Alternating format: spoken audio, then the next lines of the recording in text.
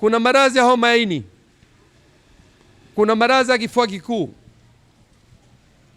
Humu ndani mnauzia chakula Zanzibar nzima na kupika, nyote hamjapima afya. Homa ya ini haisambai kwa siku moja ukaijua, ni miezi. Hata ukija ukishtuka tayari ushasambazia watu wengi. Swali linakuja katika muktadha huu, sisi wa Tanzania ni kweli tunapendana? Nini mnakitarajia kwa kizazi chetu sisi Tanzania na Zanzibar? Maana yake mumekubali nyinyi kwenda kuiangamiza jamii yetu. Mafuta umetoka huko likotoka daraja bovu, umekuja kupikiwa samaki humu. Mafuta unaopikiwa yamepikiwa tokea juzi. Kuna matatizo ambayo yanaingia katika afya, kwenye maini, katika viwiliwili, ambayo hajitokezi leo wala kesho. Kwa hiyo mmenielewa vizuri? Eneo hili halina choo, eneo hili halina maji salama, eneo hili lina magofu ambayo tayari hatujajua yakoje huko juu. Manake hata kwa maisha ya wanadamu kukaa chini yake sio sehemu salama. Lakini kama haitoshi, eneo hili juzi tu mumesikia humu ndani watu wanabakwa. Baada ya kufanya ziara yetu hii ya kushtukiza katika eneo la Malindi Bwawani, hali si ya kuridhisha, hali sio nzuri. Wafanya biashara wanafanya biashara eneo ambalo haliko rasmi na hapana ruhusa yoyote hilo eneo, kwamba wao walipangiwa kwa mujibu wa maelezo yao, waliletwa lakini kwa muda, na huo muda walileta tulifuatilizia ni kwamba kuna banda la papa kule kwenye diko la samaki kule Malindi Uchumwa Blue. Kwa hiyo kuna banda la papa ambalo lilikuwa linashughulikiwa ile kutengenezwa, na banda limemalizika kabla Ramadhani, wamesharudi, lakini wao bado wako hapa. Na ukizingatia kuna wafanyabiashara wa maeneo tofauti, kuna wafanyabiashara ambao wanatoka maeneo ya mbali kabisa, hapa wamepageuza kama ni kituo cha kuchomea madagaa, ambayo madagaa hayo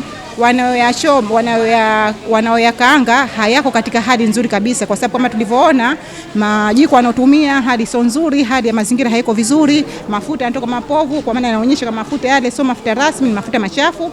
Na mafuta hayo katika kufuatilizia sisi pia tumegundua kwamba ni mafuta ambayo yanauzwa chips huko, yanakaangiwa vitu huko, yakishakumaliza wao wanachukua ile mafuta ndio wanakuja kukaangia madagaa. Kwa hiyo hali hairidhishi, wafanyabiashara hawana afya, hawajapima afya wala hawana vielelezo vyovyote ambavyo wao vinaruhusu kufanya hii biashara. Kwa hiyo kutokana na hali sasa hivi kuna mvua ambazo zinapelekea maradhi aina tofauti ya milipuko. Kwa hiyo tumewastopisha hapa wasifanye biashara, waende katika maeneo rasmi ya kufanya biashara kama agizo lilivyotoka. Waende maeneo ya masoko, yapo maeneo ambayo rasmi wamewekewa, waende wafuate vielelezo, miongozi pamoja na requirement zote zinazotakiwa ili wakafanye biashara zao kihalali na usalama. Hatua tuliyoichukua leo ni kwamba tumewapa muda wa kunje vitu vao, wahamishe vitu vao, na kwa wale ambao walikuwa wanaendelea na upishi wao na kaanga madaga yao, basi wameomba waongezewe, kwa sababu tuliwapa masaa mawili. Kwa hiyo wameomba waongezewe masaa mawili ili wafunge wao saa 10. Kwa hiyo tumewapa muda huo ili wamalize zile taratibu, wapate kujiandaa kwa ajili ya kuhamisha. Mimi ni afisa wa afya wa wilaya. Nataka tu niwakumbushe, kwa sababu mengi yameshasemwa, kwamba sisi ni wafanya biashara wa chakula.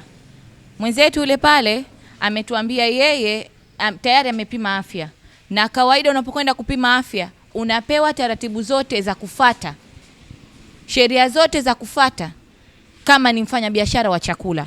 Kwa hiyo tulitegemea kwamba yule ambaye amepima afya angekuwa balozi wetu katika kutupa sisi elimu. Tukiangalia sote hapa hakuna hata mmoja ambaye amevaa form. Sote hapa hakuna hata mmoja ambaye amevaa form. Ukiachia sawa mmeletwa mfanye biashara, lakini je, sisi tunafuata zile taratibu zetu?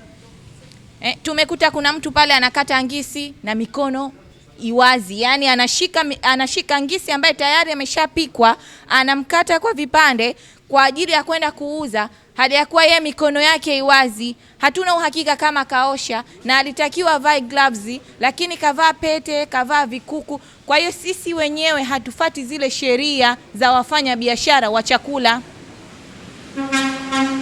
Lengo la kusema haya muwepo popote pale ambapo wewe unafanya biashara yako ya chakula, basi fuata sheria.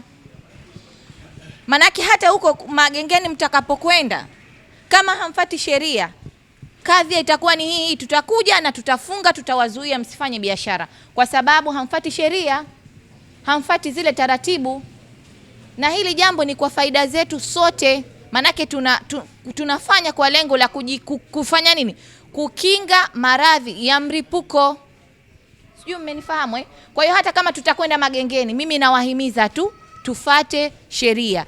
Maana kama tungekuja hapa tungewakuta at least mna fomu zenu za afya, mumevaa fomu vizuri, mumepima afya, sawa, mmefunika vichwa vyenu, mafuta tumeyakuta masafi, vyombo ambavyo mnatumia kuhifadhia vyakula viko katika standard, basi tungesema mngetulaumu sisi.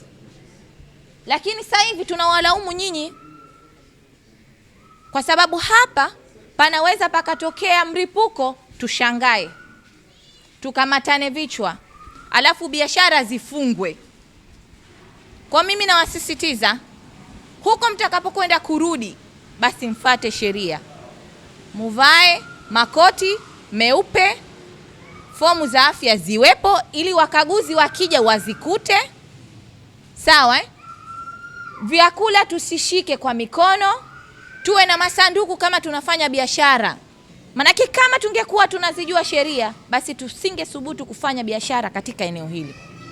Sisi wenyewe tungekuwa wa mwanzo katika kulilia kwamba bwana, hapa tunapofanya biashara choo hakuna, tutafanya vipi biashara? Taarifa nimezisikia za viongozi wetu, ila sasa naombi moja, kuwa hao waliokuja kukaanga dagaa, na sisi hatujajiandaa na yale majiko na wana dagaa zao kwa masaa mawili tumepewa, kiukweli haiwezi tukafanikiwa.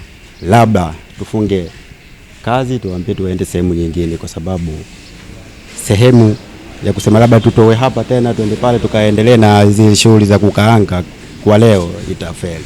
Ili je, tuwasaidie hao walioleta dagaa wao. Ningeomba tu angalau masaa kadha kama saa 10, basi iwe muda wote tumemaliza, ili tuwasaidie hao walioleta dagaa. Sisi kuhamisha vitu vyetu tunahamisha tu bila shida, ila sasa hao ambao wale wana dagaa wao kwa masaa mawili kweli hatoshi.